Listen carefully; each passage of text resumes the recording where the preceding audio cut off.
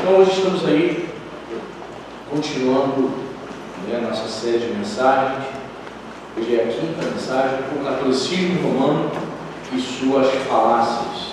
Sempre aqui afirmando aos irmãos que o propósito dessa série de mensagens é trazer esclarecimento, mostrar as diferenças que existem entre a doutrina católica romana e a doutrina evangélica, digamos assim, no contexto da igreja protestante, reformada, assim, podemos assim dizer.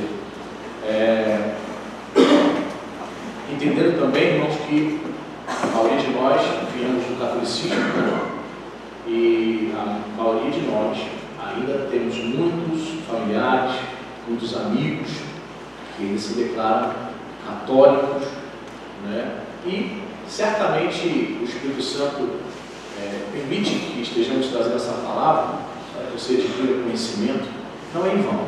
Certamente Deus vai nos dar alguma oportunidade de podermos compartilhar esse conhecimento que estamos recebendo, para com essas pessoas, para trazer luz ao coração dela através da palavra de Deus. Então, como nós temos feito, nós temos falado sobre as principais doutrinas falaciosas do catolicismo e logo em seguida a gente cita um texto bíblico para refutar esse falso ensino da parte deles, ok? Primeiro tema que eu quero falar para vocês nessa manhã é sobre a oração, o hábito da Igreja Católica Romana de fazer oração pelos mortos. Você sabe que eles fazem oração pelos mortos, principalmente ali no dia 2 de novembro, que é feriado nacional, dia dos finados. E ainda a Constituição diz que o Estado é laico e que nós não temos uma religião oficial, mas existe um feriado nacional católico que faz com que o espírito budista, o protestante, não trabalhe. Não é interessante isso? E eu não concordo, que um feriado religioso obrigue pessoas de outra religião a também concordar e ter que guardar aquele dia, não trabalhar. É estranho isso, mas é só para você ter uma noção do quanto a Igreja Católica é influente. O bispo Fernando, lá de Araripina, o nosso bispo Fernando, estava falando com os pastores que ainda é assim no Nordeste. E falou que a prefeitura não manda na cidade, até hoje. Está em Araripina, Pernambuco. Ele falou que quem manda na cidade do interior, do Nordeste, são as igrejas católicas. O padre. Ele falou que o padre na cidade, lá de Araripina, por exemplo, fecha a rua, fecha a avenida para fazer eventos da igreja católica, e a prefeitura não multa, não acontece nada. O padre tem uma força grandiosa. Para você ter essa ideia de que a igreja católica tem muita força, principalmente no interior, o nosso bispo Antônio, lá de Brasília, quando ele saiu viajando no Nordeste, as cidades do Nordeste, para plantar igrejas, ele falou que ele procurava contato sempre com os padres da principal igreja católica da cidade. O bispo Antônio. O bispo Antônio é uma maravilha. Ele falou assim: pastores, eu chegava lá e procurava o padre, me apresentava. Eu sou bispo da igreja Nova Vida, no Rio de Janeiro, Brasília. O bispo Roberto Macário, vocês conhecem? Os padres sim. Conhecem, são inteligentes. Pois bem, nós estamos aqui com o propósito de plantar uma igreja evangélica aqui na cidade, a Igreja Nova Vida. Então eu estou aqui me apresentando para falar isso para o senhor. Tem algum problema? Não tem problema não. Então o bispo Antônio descobriu que primeiro tem que fazer uma amizade com os padres, com os pastores das outras denominações, presbiteriana, batista, para poder chegar, porque entende que certamente haveria retaliação. Isso é interessante, então, para você ver como a Igreja Católica é forte. Existe um feriado em prol e homenagem aos mortos, depois do dia dos finados. E nessa que existe esse conceito de um feriado para os mortos, é hábito também da Igreja Católica fazer oração pelos mortos. Pastor, quando é que começou esse costume?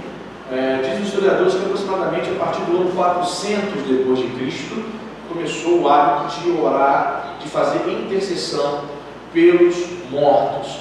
Isso é bíblico, irmão? Sim ou não? O que você acha? É bíblico? Claro que não.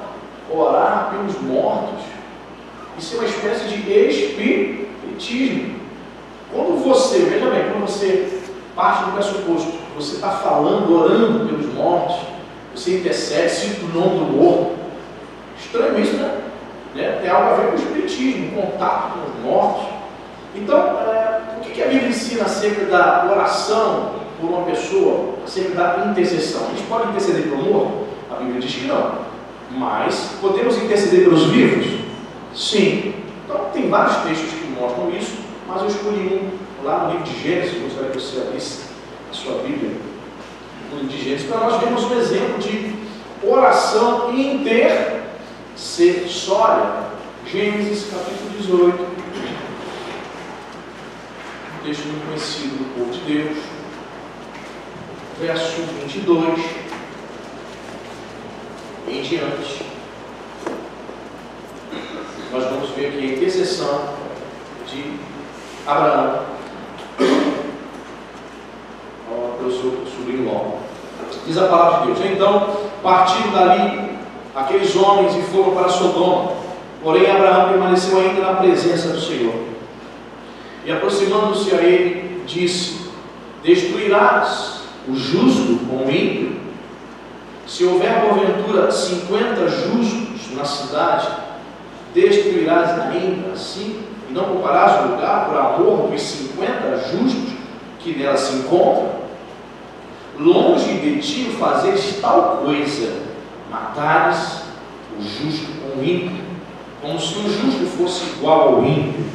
Longe de ti, esse é o argumento de Abraão, tá, gente? Longe de ti, não fará justiça o juiz de toda a terra? Deus responde à oração intercessória de Abraão, dizendo: então disse o Senhor, se eu achar em Sodoma 50 justos dentro da cidade, pouparei a cidade toda por amor deles. Disse mais Abraão: eis que me atrevo a falar ao Senhor, eu que sou pó e cinza. Ele sabia que não tinha 50 justos, então ele continua o argumento. Veja só a conversa fiada, mas veja bem, ele estava usando ali a fé dele, né? E disse mais Abraão: eis que me atrevo a falar ao Senhor, eu que sou pó e cinza. Ele vai se humilhar. Na hipótese de faltar 5 para 50 justos, destruirás por isso toda a cidade? Ele respondeu: não a destruirei, se eu achar ali 45. Disse-lhe ainda mais Abraão: e se porventura houver ali 40? Olha a argumento dele. Respondeu: não farei por amor dos 40. Insistiu: não se ire o Senhor, falarei ainda. Tipo assim, eu estou tirando a paciência do Senhor. Não se ire o Senhor, falarei ainda. Se houver porventura ali 30, hein? Respondeu o Senhor: não farei sem contar 30. Continuou Abraão: eis que me atrevi a falar ao Senhor, se porventura houver ali 20. Respondeu o Senhor: não a destruirei por amor dos 20. Disse ainda Abraão: não se ire o Senhor, se lhe falo somente esta vez. É a última. Se porventura houver ali 10 justos. Respondeu o Senhor: não a destruirei por amor dos 10. Tendo cessado de falar, Abraão retirou-se o Senhor, e Abraão voltou para o seu lugar. Gente, a gente aprende muitas lições aqui nesse texto, né? A gente aprende que a oração intercessória precisa ser uma oração perseverante. Ele perturbou a Deus: se o Senhor, por favor, não fique chateado. Se tiver 10 ali, ele sabia que não tinha 50, ele sabia que não tinha 40, ele foi diminuindo. Se sou eu já jogava alto. Se tiver 5, 3, 2. O negócio é o seguinte, Senhor: é o meu sobrinho Ló. Eu quero que o Senhor livre a cara dele, o Senhor livre ele. O Senhor vai destruir o seu nome, amor, mas livra ele. Mas ele foi na argumentação de que longe de ti, eu quero que refletir com você acerca do verso 25. Olha o que ele fala: longe de ti o fazeres tal coisa, matares o justo com o ímpio, como se o justo fosse igual ao ímpio. Longe de ti não fará justiça o juiz de toda a terra. Longe de ti. Nesse caso aqui, de fato, Deus não estava condenando o justo junto com ele. Mas se você observar na história do povo de Deus, na história cristã, muitos justos já morreram juntamente com os ímpios, sim ou não? Um terremoto. Morre crente, morre justo e morre ímpio. Então esse argumento aqui de Abraão foi válido para o contexto dele. Jamais o Senhor vai matar os justos junto com o ímpio. Essa é a ideia das pessoas, nós. É uma ideia um tanto quanto equivocada, de que o justo ele não sofre. Era uma ideia também que estava presente nos amigos de Jó. Em muitos crentes hoje da modernidade, o justo não sofre. O justo não pode, pastor, num acidente de ônibus, morrer junto com o ímpio. Só o ímpio que tem que morrer. O justo não. E você sabe que isso não é uma verdade, uma regra. Em vários acidentes realizados, ocasionados por motivação por conta do homem, ou acidentes que ocorrem por conta da força da natureza, você percebe que morrem juntamente ali esses eventos, tanto justos como ímpios. Mas o que eu aprendo com essa argumentação de Abraão? Que quando eu faço uma oração intercessória, eu posso argumentar com Deus. Abraão é chamado de amigo de Deus. O que ele está fazendo aqui? Ele está conversando, ele está expondo. Eu penso isso, posso estar até errado, mas eu penso isso, peço livramento. Ele está argumentando, ele tem amizade com Deus. Então eu entendo aqui que o ensinamento para nós é que na oração intercessória, quando nós oramos pelos vivos, não pelos mortos, nós podemos argumentar. Senhor, tem misericórdia do meu filho. Senhor, ele já esteve um dia na sua casa. Senhor, já falei tantas vezes do seu amor por ele. Senhor, há uma semente. Eu já lancei a semente da tua palavra no coração dele. Você está argumentando, você está usando o seu recurso. É um ser humano limitado conversando com Deus infinito e ilimitado. Amém, irmão? Você vê que parece até infantil o argumento de Abraão. Ele começa com 50. Deus sabia que estava se referindo a nós, sim ou não? Sabia, mas por que ele começa com 50? Parece assim uma criança. Já viu criança fazer um pedido para o pai? Eu me lembro quando eu queria jogar bola, ou soltar pipa, ou minha mãe tinha um hábito, eu era criança, ela tinha um hábito de me obrigar a dormir depois do almoço. Isso era um hábito da família, minha mãe, minha avó, minhas tias. A minha tia, um dia eu cheguei, eu não vi ela há muitos anos, eu fui na casa dela, ela falou assim: se tu vai almoçar aí, logo depois do almoço eu vou dormir, tá? Porque aqui pode chegar o papo, o presidente, e eu tiro a minha cesta. Você está aqui, isso não vai me pedir de dormir não. Eu falei, tira, fica vendo televisão. Isso é o hábito da família. Então ela queria impor esse hábito. E eu queria, como criança, queria fazer o quê? Eu queria brincar, queria jogar bola, queria soltar pipa. Então eu queria agradar minha mãe. Eu chegava perto dela, tem coisa para fazer, mãe? Ela não me obrigado a dormir. Ou seja, o adulto percebe quando a criança vem com esses argumentos próprios de criança. Eu vejo aqui Abraão com um argumento até infantil, ele começa com 50. E Deus vai dando corda. Sim, não, se tiver 50, eu vou destruir Sodoma. Mas eu queria também dizer, se tiver 40, ele sabia que não tinha 40. Abraão sabia, Deus também sabia. Mas percebe que há um desenrolar, há um diálogo. O que eu percebo também aqui, irmão? Que na oração intercessória, Deus se agrada. Deus se agrada da oração intercessória. Parece que era uma conversa meio, infantil, meio sem lógica. Deus sabia que ele estava intercedendo só para o sobrinho dele, apenas uma pessoa. Ele, Abraão, também sabia que Deus sabia disso. Mas a conversa, ela se desenrola de uma maneira até mesmo infantil. 50, 40, 30, 20, se tiver 10. O senhor não vai ficar chateado, não? Percebe?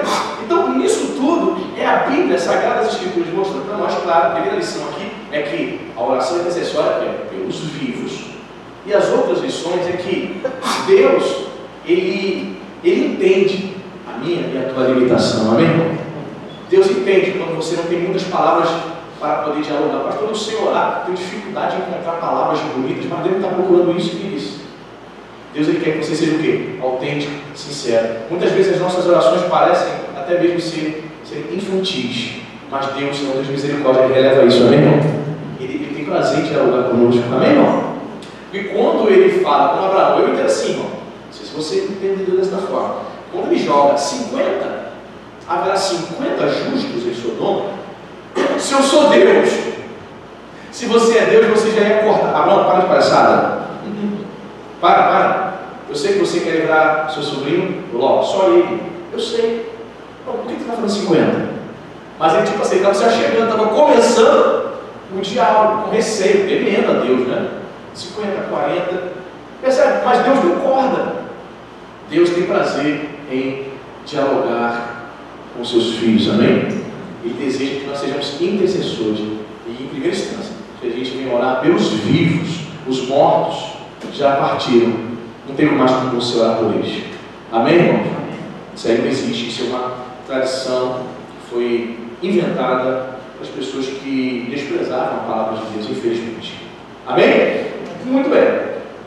Outra questão também que é muito propagada pelos católicos é acerca do dogma do purgatório. Você já ouviu falar sobre isso? O ensinamento católico do purgatório é o seguinte, assim, a grosso modo. Eles dizem que um católico, quando morre, não vai direto para o céu. Ele vai para o purgatório, para purgar, para purificar os seus pecados. A visão do catolicismo acerca do purgatório é de um lugar, que é também chamado de limbo, né? É de um lugar assim meio esfumaçado, parece com o céu, mas não é o céu. E a função dele é ficar vagando, a alma do morto, vagando para purgar os seus pecados. Irmãos, há muitas questões aqui totalmente equivocadas fora da palavra. Quando foi que eles começaram a ensinar isso? Em 593 depois de Cristo, o dogma do purgatório passa a ser ensinado. Em 1439, no Concílio de Florença, século XV, lá na Itália, foi promulgado, foi oficializado. Mas bem, ficou por 1000 anos sendo o quê? Ensinado, o povo praticava. O povo acreditava, o povo cria, os padres ensinavam, os bispos ensinavam essa doutrina falsa do purgatório. Só que 1000 anos depois, o Concílio de Florença foi o quê? Oficiar, mesmo sendo antibíblico. Certo? E no Concílio de Trento, que foi realizado em 1549, que, para você que não sabe, o Concílio de Trento, realizado na Itália, foi o concílio da Contra-Reforma. Foi uma resposta do catolicismo acerca do grande crescimento dos protestantes, após a fixação das 95 teses de Lutero, lá na Catedral de Wittenberg, lá na Alemanha. Foi uma resposta do catolicismo. Precisamos de uma resposta. Nós perdemos muito católicos para o luteranismo. Então, eles realizaram esse concílio, chamado Concílio de Trento, na Itália. Então, nesse concílio, dentre outras coisas, eles promulgaram, eles confirmaram esta doutrina, a doutrina do purgatório. Primeira coisa que a gente precisa aprender: quando um crente morre, quando um santo de Deus morre, ele não vai para um lugar chamado purgatório, porque não existe purgatório.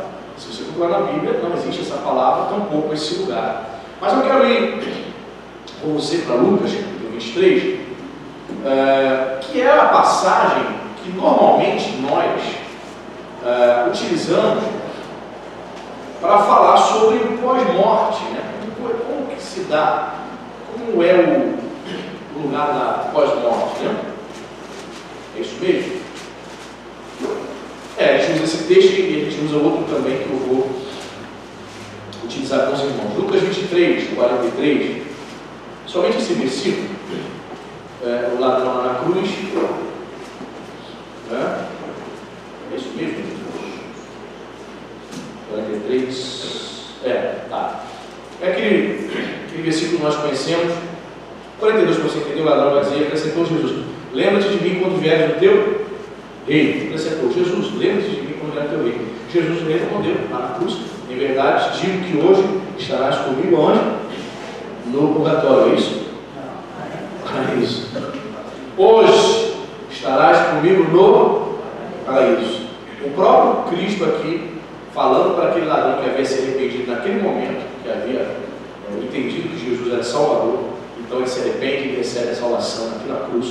O próprio Jesus declara: hoje estarás comigo no paraíso. Jesus não diz assim: primeiro, querido, tu vai passar por um lugar chamado purgatório, para você purgar todos os seus pecados, porque foi um cara malfeitor, se você está mal aqui na cruz, para depois você entrar no paraíso. Porque isso ensina o catolicismo, na sua prática, ok? Outro texto que nós podemos usar também para refutar a doutrina do purgatório é o texto onde Jesus vai falar sobre o rico e o Lázaro. Sim, ele mesmo, lá, Lucas 16. É importante a gente também ter essa noção. Só afirmando a vocês que a passagem do rico e de Lázaro, o mendigo, não é parábola. Se você vê alguma Bíblia com o título Parábola do Rico e do Lázaro, isso aí quem deu foi a Sociedade Bíblica, foi os editores dessa Bíblia. Por que não é parábola? Porque no original está escrito Parábola do Rico e do Lázaro. E uma das características das parábolas, quando Jesus as contava, é que nas parábolas Jesus nunca dava nomes aos personagens. Você sabia disso? Jesus sempre dizia assim: havia um rei, havia um homem, havia um pai, um filho que era pródigo, o irmão do filho. Jesus não dá nome. Então é a única história, dentre muitos que Jesus contou, na qual Jesus dá nome ao mendigo. Qual era o nome do mendigo? Lázaro. Ok? Aonde você vai ver escrito Parábola do Rico e do Lázaro? Aonde? Na Bíblia Adventista e na Bíblia dos Testemunhos de Jeová. A TNM, Tradução do Novo Mundo. Eles precisam dizer que é parábola. Por quê? Porque eles não acreditam na doutrina do inferno. E o texto do Rico e do Lázaro é a prova de que existe um inferno, um paraíso, um pós-vida. Entende? Eles precisam, aí então eles vão dizer: olha, uma parábola, por ser uma parábola, não tem fundo, um fundo real. É uma história no qual você não pode tirar de maneira literal. Não existe um lugar de tormento, segundo os adventistas e segundo os testemunhos de Jeová, que não creem na doutrina do inferno. Mas por que os testemunhos de Jeová, os adventistas, creem então para a condenação do ímpio? Eles creem numa doutrina chamada aniquilamento, ou aniquilação. Aniquilação. Em que consistiria isso, pastor? Eles dizem o seguinte: quando o ímpio morre, a essência espiritual dele vai ser aniquilada, vai deixar de existir. Ele não ficaria sofrendo no lugar chamado inferno. Então, o testemunho de Jeová e Adventista negam a existência do inferno. Por isso que nas suas Bíblias, essa passagem do livro do Lázaro está escrito lá, parábola. Só que não é parábola. No original grego não está nada dizendo que é parábola. É uma história real. Que o próprio Jesus conta. Vamos lá. Lucas 16, 19. Ora, havia certo homem rico que se vestia de púrpura e de vinho finíssimo, e que em todos os dias se regalava esplendidamente. Havia também certo mendigo chamado Lázaro, coberto de chagas, que jazia à porta daquele, e desejava alimentar-se das migalhas que caíam da mesa do rico, e até os cães vinham a ver-lhe por sede. Aconteceu morrer o mendigo, e se levado pelos anjos para o seio de Abraão. Morreu também o rico, e foi sepultado no inferno, no original grego, um dos mortos, estando em tormentos. Olha, essa frase aqui é importante, olha. No inferno, estando em tormentos. O inferno é um lugar de sofrimento. Está bem claro, Jesus está dizendo isso aqui. Levantou os olhos, ou seja, ele é desperto no mundo espiritual, e viu ao longe a Abraão e Lázaro no seu seio. A maioria dos estudiosos dizem que essa visão que ele tem aqui, de ver Lázaro no seio de Abraão, Abraão era um nome que os judeus davam para o lugar que nós chamamos de paraíso. Ok? Seio de Abraão. Então, clamando, disse: Pai Abraão. Pai no sentido de que ele era também judeu, certo? Não é pai que gerou, pai no sentido de ser meu ascendente, na sua forma de falar. Pai Abraão, tem misericórdia de mim, manda Lázaro que molhe em água a ponta do dedo e me refresque a língua, porque eu estou atormentado nesta chama. Veja bem, me diz que há sofrimento e diz que no inferno há chama. Pastor, então as chamas que existem nesse mundo espiritual chamado inferno é a mesma chama, é o mesmo fogo que a gente cozinha a nossa comida? Não, né? É um tipo de chama que faz as almas sofrerem. É algo que está além da nossa compreensão. Mas Jesus precisa dizer para nós que é algo semelhante ao que nós conhecemos. Há uma chama. Jesus está falando aqui de realidades espirituais. Perfeito? Onde o espírito vai sofrer com a chama do fogo que é produzido no lugar de cozinha? A alma tem condições? Não. Então é algo espiritual. Está falando que é um lugar de tormento. E que o que atormenta essas almas é algo semelhante a uma chama, algo que nós conhecemos. Você começa a ter uma ideia. Perfeito? E diz, verso 25, diz porém Abraão: filho, lembra-te de que recebeste os teus bens em tua vida, e Lázaro igualmente os males. Agora, porém, aqui ele está consolado, tu em tormentos. E além de tudo, está posto um grande abismo entre nós e vós, de sorte que os que querem passar daqui para vós outros não podem, nem os de lá passar para nós. Há uma grande questão aqui que é preciso explicar para você. Antes de Jesus ressuscitar, realizar a obra da cruz, o mundo espiritual, quando as pessoas morriam, né, as pessoas iam para esse lugar, chamado Hades no grego e no hebraico Sheol, certo? Então está dizendo aqui que quando ele levanta os olhos, o rico levanta os olhos e vê, veja bem, ele consegue observar o lugar onde os justos ficaram, que seria um compartimento ali, digamos, do paraíso. Ele consegue. Quando ele pede para que Lázaro refrescasse a língua dele, aí Abraão responde: não, há um abismo. O que os estudiosos teólogos entendem? Que antes da crucificação, tanto os justos quanto ímpios, ao morrerem, eles iam para este lugar, chamado Sheol, que é traduzido também por sepultura, o lugar dos mortos em hebraico, certo? E que lá havia a possibilidade do justo observar o ímpio, e o ímpio observar o justo. Só que havia o quê? Um grande... Então o justo não tinha condições de passar para o lugar onde havia o tormento, e nem o ímpio dar uma escapulida, dar uma fugida, passando para o lugar onde havia o consolo, que era chamado de seio de Abraão. Deu para você entender isso? O que ocorre após a morte de Jesus? Segundo Efésios capítulo 4, diz que após a crucificação e ressurreição de Jesus, acontece usa essa expressão, uma revolução no mundo espiritual. Diz que Jesus leva cativo o cativeiro. E a maioria dos intérpretes vai entender que as almas dos justos, justamente com esse lugar, que é o seio de Abraão, hoje, no presente, pós-ressurreição de Jesus, esse lugar não é mais do lado ou próximo ao Hades. Hoje estaria o quê? No terceiro céu. Quem é que vai explicar isso? O próprio Paulo. Paulo diz que teve uma visão, né? 2 Coríntios capítulo 12. Tive uma visão e estive no terceiro céu. Perfeito? Então, ele entende que o paraíso hoje, Paulo recebe essa revelação para escrever 2 Coríntios, para escrever Efésios, e ele diz que hoje o paraíso está onde? No céu. Mas antes da ressurreição, antes da obra da cruz, o paraíso era onde? No lugar, em hebraico Sheol, e no grego Hades, era, digamos assim, no submundo, onde o ímpio ele tinha condições de ver. Ele viu o Lázaro, ele viu Abraão, pede para Lázaro refrescar, ele não pode. Há um grande abismo, a sua alma não pode passar para cá. Você em vida recebeu somente oportunidades, coisas boas e somente más. Outra coisa que é importante explicar também nesse texto, nessa história: muitas pessoas, ao ler esse texto secamente, sem ir para as epístolas paulinas, vão dizer assim, vão chegar à seguinte conclusão equivocada: bem, o que eu aprendo aqui? Se eu for rico, eu vou para o inferno. Se eu for pobre, e se eu viver uma vida de mendicância, eu estou com o céu garantido.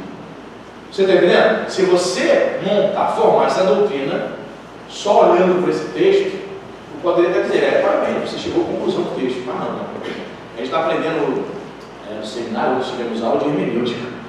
Então a gente precisa ler texto, contexto, Se nós não chegarmos a uma conclusão precisa lendo um texto desse, a gente precisa ler todo o livro. Se não chegarmos a uma conclusão precisa lendo todo o livro, a gente tem que ler toda a Bíblia. Então, quando você vai para as Epístolas Paulinas, você vai descobrir que não é pelo fato do indivíduo ter sido rico que ele foi para o inferno. Certamente o Deus dele era o dinheiro, ele era avarento. Ele não buscava Deus, ele só buscava as coisas materiais. O Deus dele era o dinheiro. Eis a razão por que ele foi para o inferno. Ele nunca buscou a Deus o rico. Ele não foi para o inferno porque ele era rico. Amém, irmão? Você não vai para o inferno porque você é rico. Você vai para o inferno se você fizer o dinheiro o seu Deus. E tão pouco você vai ir para o céu, ou o céu está garantido para você, se você for uma pessoa muito pobre. Não, irmão. O que existe de pessoas que hoje moram num barraco de madeira, que moram lá no pico do morro, são orgulhosas, são mundanas, soberbas. Você vai falar de Jesus para ela vai dizer, eu não quero saber de Jesus, eu quero saber sobre carnaval, eu quero saber de funk. Ela não quer Jesus, ela vai para o inferno, pobre. Nasceu pobre, viveu pobre, morre pobre e vai para o inferno.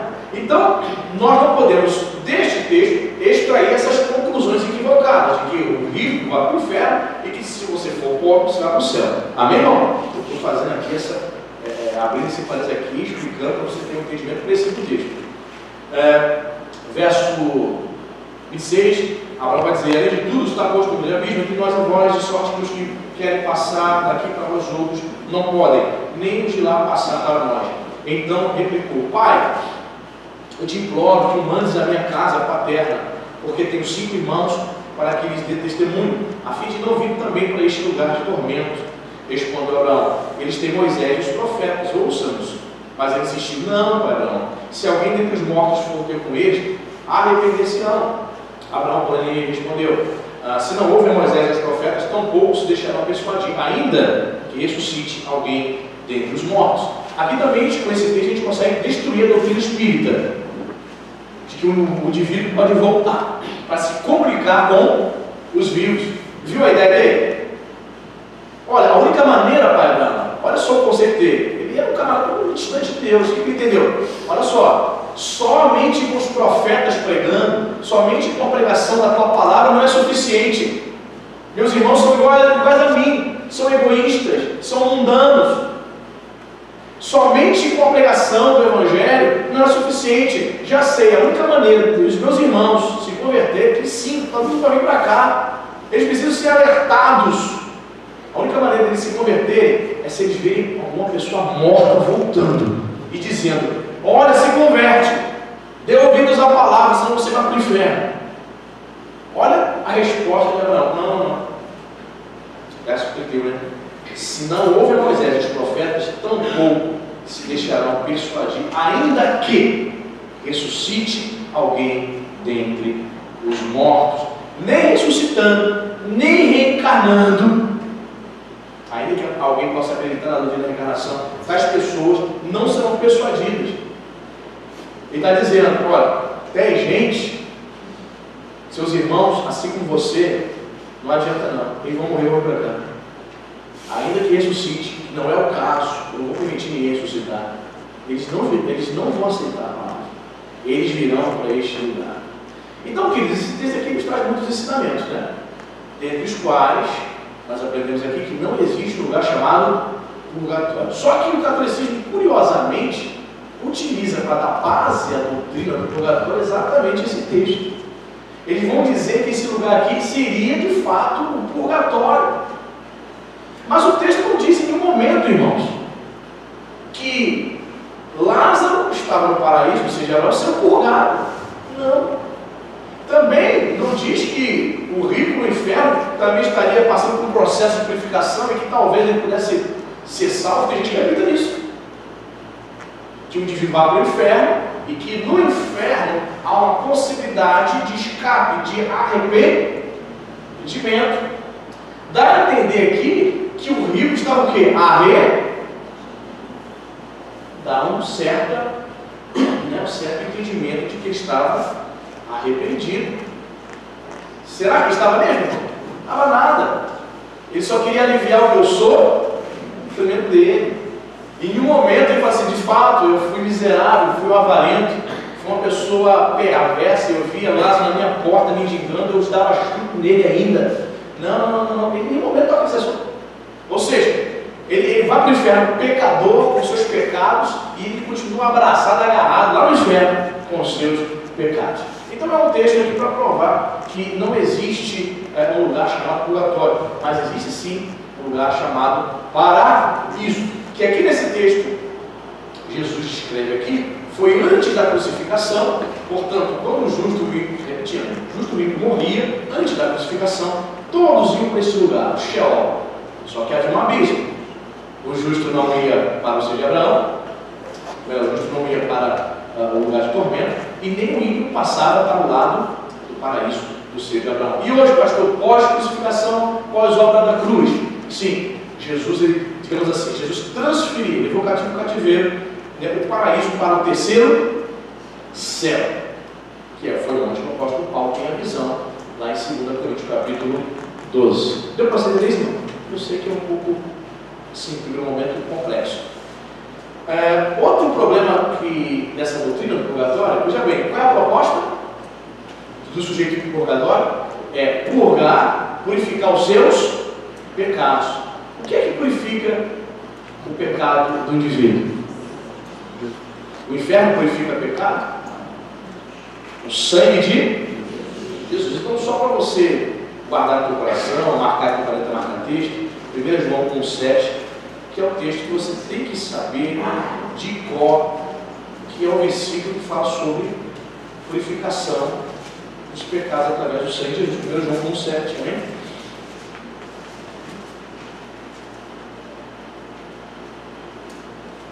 Então, quando a pessoa pergunta assim, existe um purgatório, você pode dizer assim, queridos, olha só, de fato a Bíblia não menciona purgatório, a Bíblia fala sobre o inferno, Hades, e fala sobre o paraíso, perfeito? E aí você fala assim, purgatório, você está vendo? A função do catolicismo romano ensina que o purgatório vai purgar, vai purificar os pecados.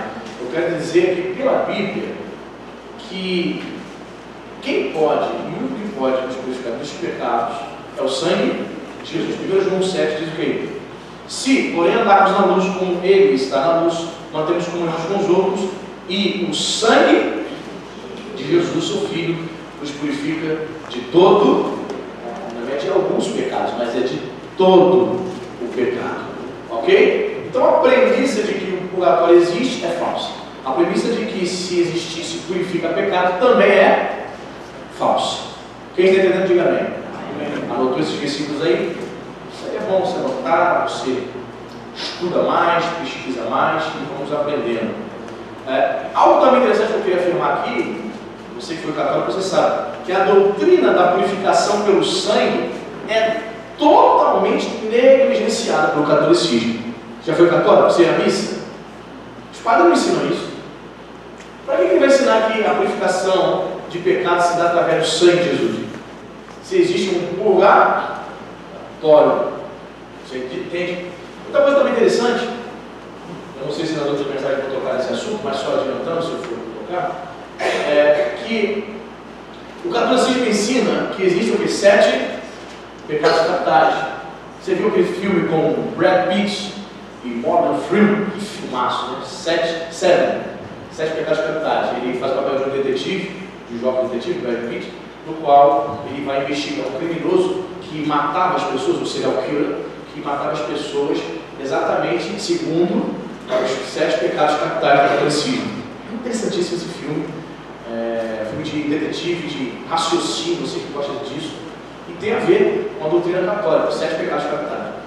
Então, para o catolicismo, existem 7 pecados que o católico, se ele cometer, está perdido. E existem os pecados veniais. Você já ouviu falar dessa expressão? Pecados veniais. Fulano cometeu pecados veniais. A palavra venial significa pecados leves. Então, para a doutrina católica, o indivíduo que está se dirigindo para o purgatório é exatamente o católico que cometeu na sua vida pecados leves, pecados veniais. Entendeu? Falou mal dos outros, né? Xingou o motorista ali no trânsito, na briguinha, não foi nada demais, de pecados leves. Então eles entendem que todo católico comete pecado venial. Portanto, pecados leves. Portanto, ele obrigatoriamente teria que ir para o purgatório. mas também você pode refutar também essa falsa doutrina, também se utilizando de 1 João 1,7, dizendo que somente o sangue de Jesus nos purifica de todo pecado. Amém? Muito bem. Agora eu vou falar sobre missa. Missa. Queridos, no ano de 600 depois de Cristo, o Papa Gregório I, que é considerado um dos maiores papas da história da Igreja Católica, o cara era um estadista, além de ser um religioso, era um cara inteligentíssimo. Ele institui o ofício da missa, no ano 600. E o latim, a partir do ano 600, passa a ser usado como língua oficial na cerimônia, na celebração que eles chamam, né? Pastor, de onde vem essa palavra? A palavra missa provém do latim, né? E significa enviada. Enviada? Como assim, pastor? Por quê? Porque a origem, o termo, vem das palavras ditas no final, no encerramento da celebração do padre, no latim, ele dizia assim: it missa ext. O que significa?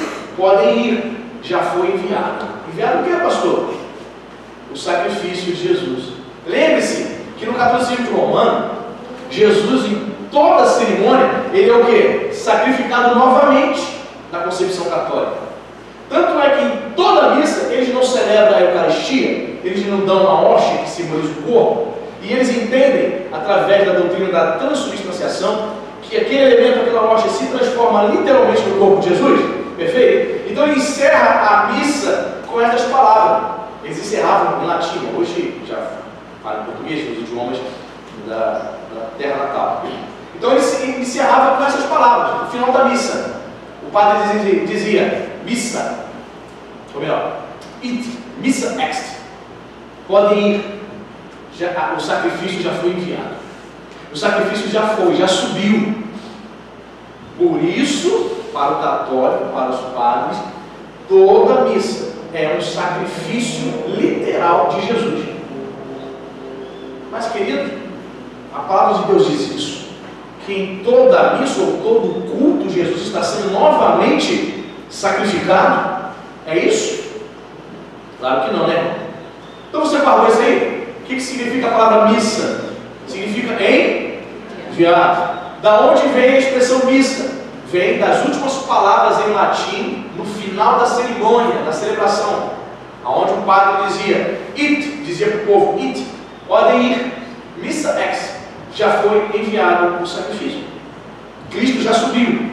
Olha só, irmãos, que distorção do culto, Fábio. Meu Deus do céu. Qual é o texto que nós podemos usar para refutar essa heresia da missa? Hebreus 9:28. Vamos para Hebreus 9:28. Ou seja, Jesus, para o catolicismo romano, na missa, ele sempre será uma vítima. Só que nós adoramos o Cristo glorificado. Jesus é rei, amém, irmão? Jesus é rei. Nós não adoramos mais uma vítima. Hebreus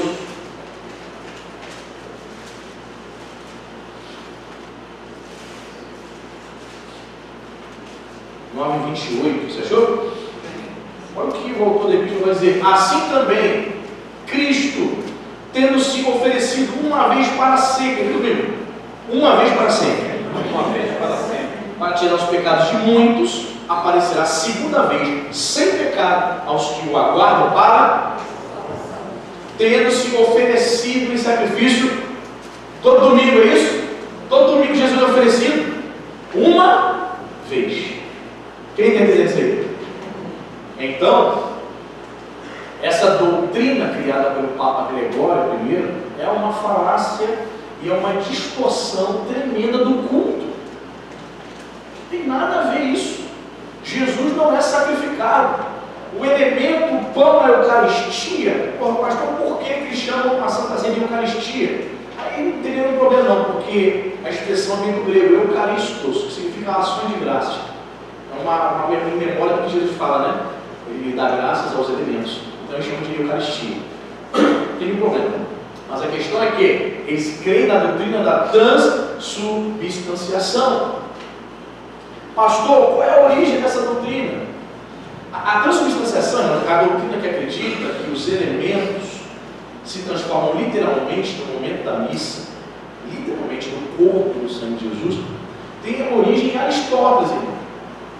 Na filosofia aristotélica. E quem é que desenvolve, tenta conciliar teologia com a filosofia aristoteliana? Quem? Tomás de Aquino, que é um cara gênio, mas pegou nesse sentido aí tremendamente. Então ele procura associar a filosofia de Aristóteles com a teologia. Daí surge a doutrina da transubstanciação. Por conta de alguns ensinamentos que Aristóteles trazia, eles chegaram a essa conclusão, de que sim, o corpo, o elemento pode se transformar literalmente no corpo de Jesus. Eles dão muito valor a isso, demais, mas é um equívoco. Jesus não disse que aqueles elementos se transformariam no momento do culto no seu corpo e no seu sangue. Quando Jesus diz, este é o meu corpo, Jesus estava usando o recurso, né, para falar os outros na minha Deus, o recurso da metáfora, irmão. Isto é o meu corpo. Assim como Jesus disse, eu sou o pão, eu sou a porta. Você não olha para a porta de Jesus, ou faz uma oração se dirigindo para uma porta. Então Jesus se utilizou da metáfora para falar de realidades espirituais. Infelizmente, a Igreja Católica, ela toma para si e interpreta literalmente esse texto. E para quem não sabe, até mesmo Lutero, mesmo depois de ter saído da Igreja Católica Romana, permaneceu com essa doutrina, defendendo-a com unhas e dentes. Tanto é que, se você estudar a história da igreja, há uma controvérsia, um debate, no qual Lutero tem com um grande reformador, Zwinglio, no qual ele bate de frente com os Zwinglio, e os Zwinglio dizem, não, os elementos simbolizam o corpo. Lutero, não, é o corpo, é assim, está escrito, isto é o corpo. Então Lutero também se apegou à literalidade, esquecendo que a Bíblia tem recursos literários, figuras de linguagem. Foi um grande erro de Lutero. Não detonando Lutero aqui, mas eu preciso falar, para cometer isso. Para quem não sabe, Lutero ele vai fixar as 95 teses em 1517, ele tinha 34 anos. Jovem Lutero, ele escreve bastante coisa e tal. Só que no fim da vida dele, Lutero pisa muito na bola. 60 anos, ele começa a escrever vários artigos e livros detonando os judeus. Tanto é que ele é acusado de antissemitismo. Se envolve em polêmicas desnecessárias, polêmicas na área política, na área religiosa, e ele fica marcado negativamente, Lutero, com algumas obras que ele escreveu no final da vida dele, detonando os judeus, culpando os judeus pela morte de Jesus. Então Lutero é acusado de antissemitismo. Se você quer saber, também, falei isso ontem, Hitler era católico, certo? Só que muitas pessoas que eram acéfalas de Hitler, do partido nazista, eram luteranos de carteirinha, protestantes, e tiravam de Lutero, dos escritos antissemitas de Lutero, no final da vida dele, razões, motivos para odiar o judeu. Irmão, perigosíssimo isso. Coisa. Então, eu preciso expor isso, porque sempre dia 31 de outubro, o que a gente faz no dia da reforma? A gente joga Lutero onde? Lá em cima, né? Só que ele, como eu, como você, ele também teve os seus erros, e isso aí são registros negativos da vida, da biografia de Martinho Lutero. Amém, querido? Por que eu citei o partido nazista? Lembrando que Lutero era alemão, certo? Deu origem ao luteranismo. Então, na Alemanha nazista, muitos oficiais nazistas eram luteranos. Muito bem. Pegou isso aí? Entendeu? Registrou aí Hebreus 9:28? Não há na missa ou no culto sacrifício. Todo culto Jesus está sendo sacrificado novamente, como diz a missa. Isso é uma falácia, uma criação do Papa Gregório no século VI, no ano 600 depois de Cristo. E, para a gente poder fechar aqui, eu quero falar sobre a missa de sétimo dia. Muito interessante também. Que é hábito do brasileiro. Não é hábito do brasileiro? Realizar o católico, né? Não, vou ter a missa do sétimo dia, não pode deixar de ir. O que ensina a missa do sétimo dia? É uma crença pagã, tá, irmão? De cara, eu te digo que é uma crença de origem pagã. Que acredita que a alma faria até o purgatório uma jornada, precisando de algumas ajudazinhas extras, como rezas e velas para acender e para iluminar o caminho do cara. desperdiçando, gente. E as pessoas acreditam nisso, infelizmente. Veja bem, na jornada espiritual do indivíduo católico, ele precisa da ajuda de rezas. E a missa do sétimo dia, na intenção deste morto, seria essa ajuda espiritual, né? E normalmente, às segundas-feiras, os católicos também acendem o que? Velas em prol das almas. Por que acende vela? Dando a entender que aquela alma está precisando ter o seu caminho iluminado. Meu irmão, se ele não teve o caminho dele iluminado em vida, tu acha que na morte vai ter? Ou seja, você vê as crendices dessas pessoas. Pastor, aonde foi que o catolicismo tirou essa ideia de que uma alma tem uma jornada, perfeito, e que ele precisa de ajuda, no caso aqui da missa, no sétimo dia de reza, em prol dele. Eu não sei se você sabe, vocês já vão falar da mitologia grega do personagem chamado Caronte? Caronte, nunca ouviu falar? O barqueiro. Quem viu o filme Troia? Lembra do barqueiro? Quando o cadáver, isso veio da mitologia grega, e os gregos acreditavam nisso, obviamente. Quando uma pessoa morria, colocava-se uma moeda onde? Às vezes na boca, ou às vezes nos olhos. Havia-se o furor dentro da boca do cadáver, ou em cima dos olhos. Eles acreditavam que a alma da pessoa estava vagando num rio chamado Estige, que dividia o mundo dos vivos e o mundo dos mortos. E essa moeda seria para pagar o barqueiro que levaria a alma desse indivíduo para o mundo do Hades. Ou seja, a alma estaria fazendo uma jornada. Portanto, a alma precisaria o quê? Da ajuda do barqueiro. Interessante, os vivos tinham que colocar a moeda. Se não colocasse a moeda, a alma dele não poderia seguir nessa jornada, o barqueiro. Isso na mitologia grega. Estou falando que isso é verdade, tá, gente? Estou falando que era a crença dos gregos. Isso retratava os filmes, né, e eles acreditavam piamente. Veja bem, era necessário o quê? Pagar o barqueiro, sim ou não? Quem sabia que a missa é paga? Quem sabia? A missa do sétimo dia. Você sabia disso? Não é de graça, não. Tem que pagar a igreja católica, o padre celebrar a missa do teu parente que morreu. Quem sabia disso? Sabia não? Sabia não, gente? Pois é. Se não pagar o padre para realizar, alguém tem noção de quanto seja? Quanto é? Alguém sabe? Não é barato não, tá? Não é 20, 30 conto pago, não. Você vai deslocar o padre da sacristia, vai tirar ele lá do conforto dele para realizar a missa pelo teu marido que se foi, pelo teu filho. Então pague-se uma grana para que ele reze uma missa na intenção do defunto, para que ele tenha uma jornada feliz no mundo dos mortos. Gente, está claro, evidente que a origem é pagã, a origem está na mitologia grega, porque se o grego não colocasse a moeda no defunto, não sepultasse o defunto com aquela moeda na boca, nos olhos, para eles o barqueiro deixaria a alma o quê? Perdida, a alma não teria uma jornada feliz. Perceba, assim como na semana passada nós falamos sobre Semíramis, né? A mãe de Nimrod, percebe você que grande parte das doutrinas católicas tem origem no paganismo, gente.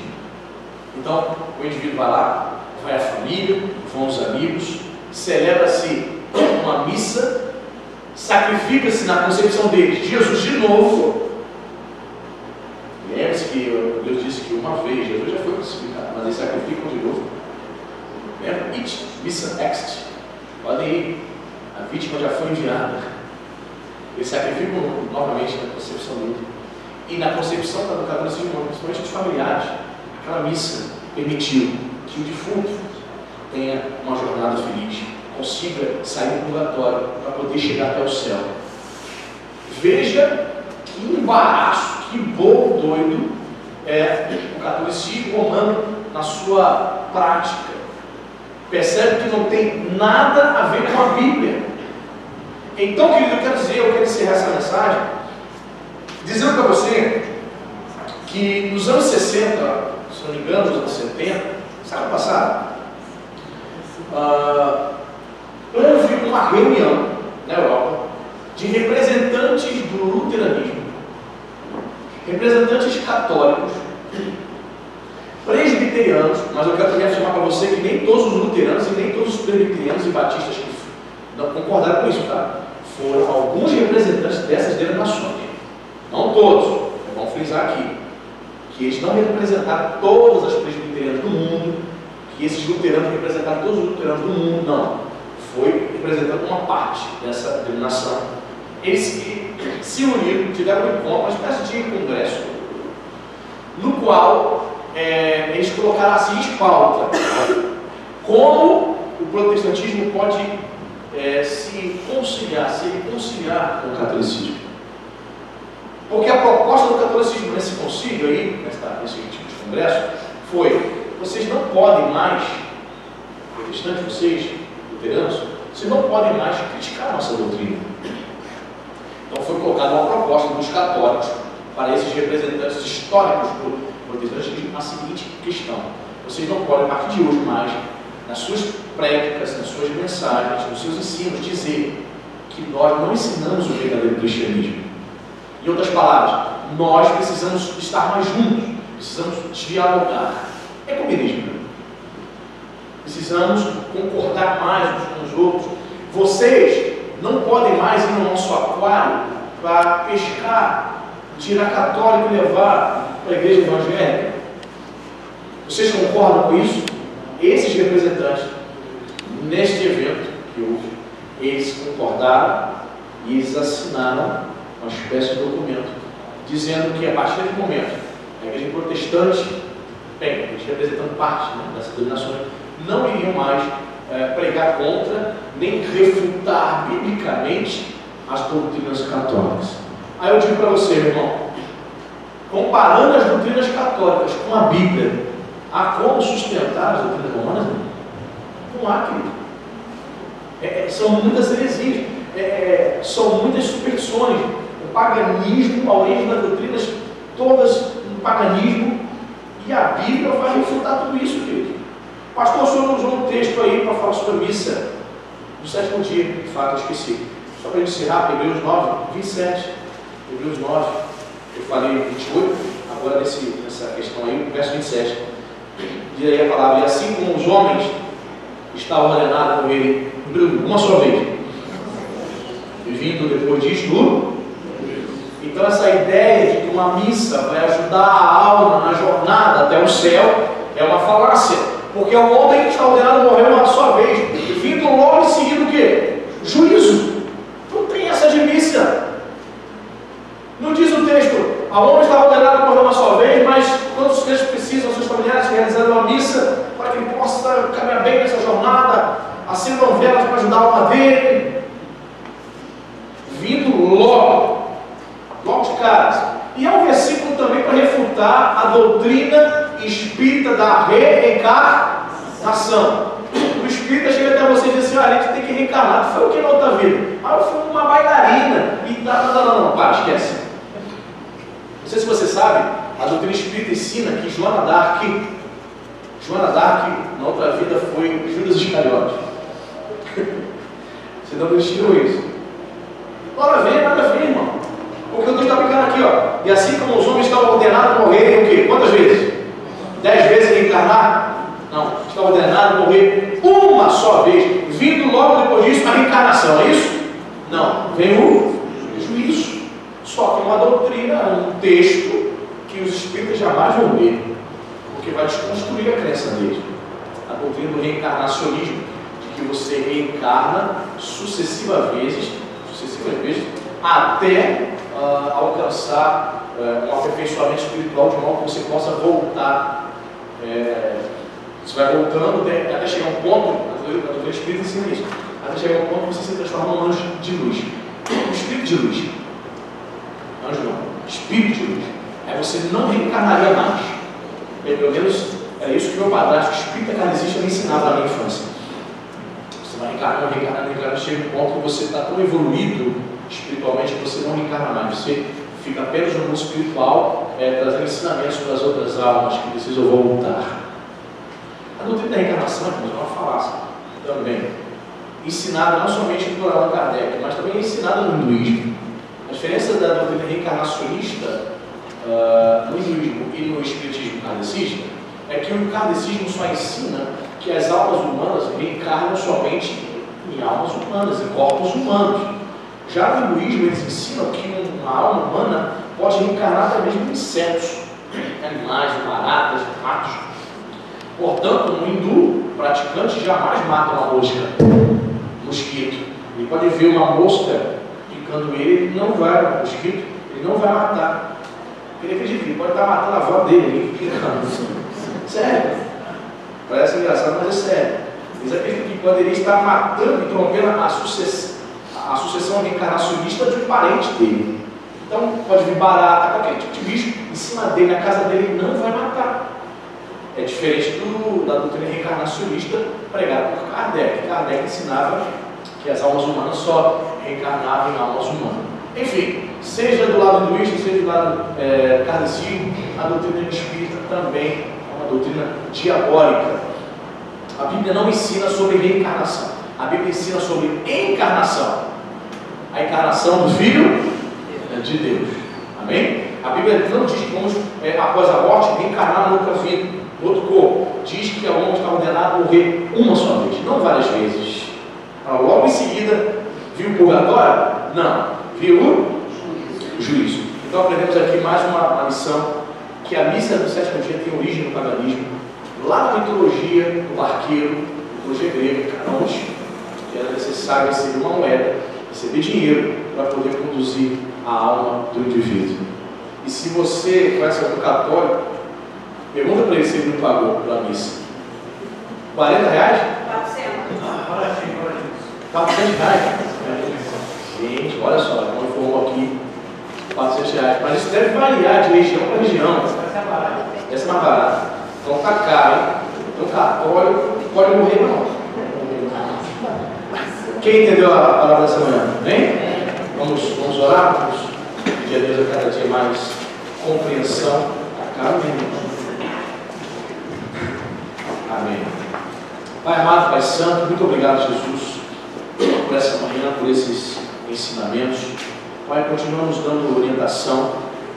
Pai, continua nos dando graça, Senhor, para compartilhar essas coisas com os teus filhos e que nós possamos absorver, aprender e até mesmo, meu Pai, tirar dúvidas, ensinar pessoas que ainda estão ali, Senhor, às vezes até mesmo sinceras, mas estão sendo enganadas por superstições, estão ali, Senhor, mantendo as suas crenças, Senhor, em coisas que não são bíblicas, em coisas que não estão na Bíblia, em coisas que o Senhor não nos ensinou.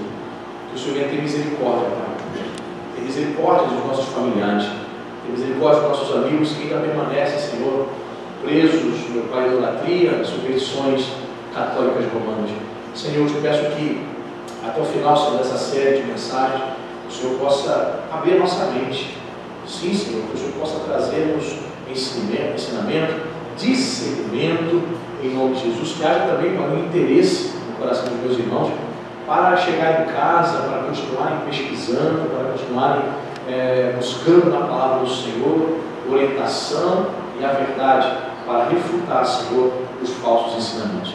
Pai, que nós possamos permanecer na verdade da palavra do Senhor. Sim, Pai, queremos declarar com nossos lábios e com nosso coração nessa manhã, que a Tua palavra, Senhor, é que vai nortear, é que vai dirigir as nossas vidas. Obrigado, Senhor, pela vida de cada um dos meus irmãos. Conceda a cada um dos Teus servos um domingo ricamente abençoado na Sua presença. Leva-nos em paz e nos abençoe em nome de Jesus. Se você crê, diga amém e diga graças a Deus. Amém?